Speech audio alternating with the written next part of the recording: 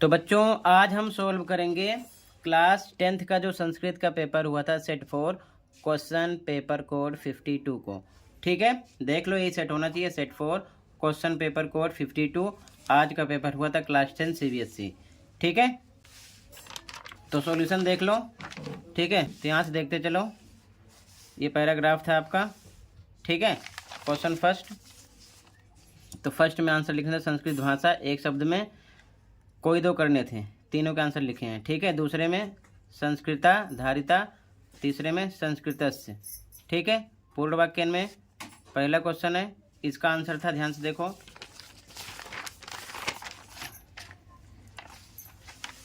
ये दूसरे का पहले का आंसर है। ठीक है ना, ऐतिहासिक दृष्टिया से लेकर आपको भजंते तक लिखना था, यहाँ से यहाँ तक। ठीक है, सेकंड देखो, वर्तमान समय, ये क्वेश्चन है, कुर्वन्ती, तो इसका आंसर था, देखो सेकंड का यहाँ से लिखना था, वर्तमान से लेकर कहाँ तक, प्रभृति, यहाँ तक, वर्तमान से लेकर प्रभृति तक, ये पूरा आपको लिखना था पूरी लाइन में। ठीक है, थर्ड देखो, संस्कृत भाषाया अध्ययनम कीदृशम अस्ति, पूरी लाइन में इसका आंसर यहाँ से लिखना था, संस्कृत भाषाया अध्ययनम से लेकर पूरा संदेह तक, ये तीसरे का आंसर था, यहाँ से लेकर यहाँ तक। ठीक है, आगे बढ़ते हैं। यथा निर्देशम अस्य अनुच्छेदस्य कृते उपयुक्तम शीर्षकम संस्कृतेन लिखा, संस्कृत शीर्षक लिखना था संस्कृत भाषा। ठीक है, संस्कृत भाषा। अगला यथा निर्देशम, पहले में बी था, वयम, दूसरे में ए समाधानम, तीसरे में सी लाभाः, चौथे में डी कुर्वन्ति। ठीक है, आगे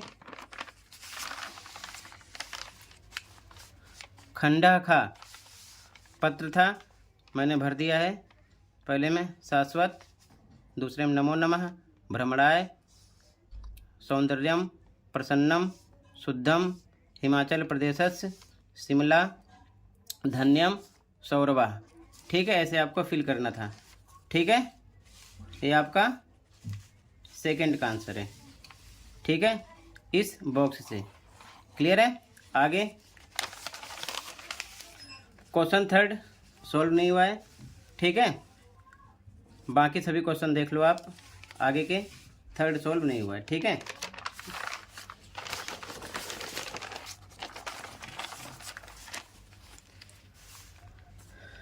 क्वेश्चन 4, पहले की संस्कृत थी मधुरा मम मित्रम अस्ति, ऐसे देखते चलो, दूसरे का, तीसरे का, चौथे का, पांचवें का,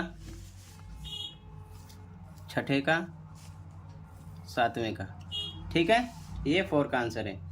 ठीक, और एक चीज़, थर्ड क्वेश्चन इसलिए नहीं लिखा गया क्योंकि यहाँ पर देखो बहुत सारी लाइन बनेगी, अलग अलग बच्चे अपने हिसाब से लाइन बनाए होंगे, सबका सही होगा, ये चीज़ ध्यान में रखना। ठीक है, इसीलिए क्लियर है।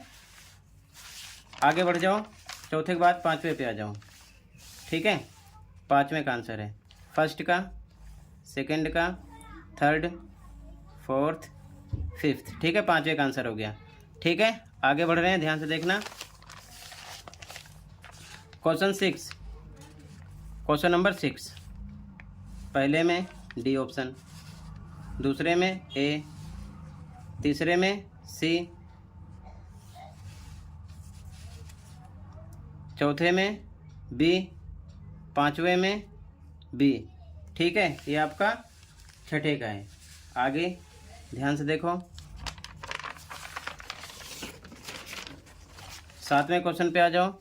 क्वेश्चन नंबर 7, फर्स्ट में बी ऑप्शन है, सेकंड में सी, थर्ड में ए, फोर्थ में बी, फिफ्थ में ए। फिर से देख लो, ये सातवें क्वेश्चन का आंसर है। ठीक है, आगे आठवां क्वेश्चन, क्वेश्चन नंबर 8, पहले में डी, दूसरे में डी, तीसरे में ए, चौथे में सी। ध्यान से देख लो फिर से, ये 8वें का आंसर है। ठीक है, आगे क्वेश्चन 9। पहले में सप्त वादने, आप केवल सप्त लिखे होगे तब भी राइट है, वादने लिखा है। ठीक है, या फिर पूरा ऐसे लिख देना था। दूसरे का आंसर, तीसरे का, चौथे का ये दा है।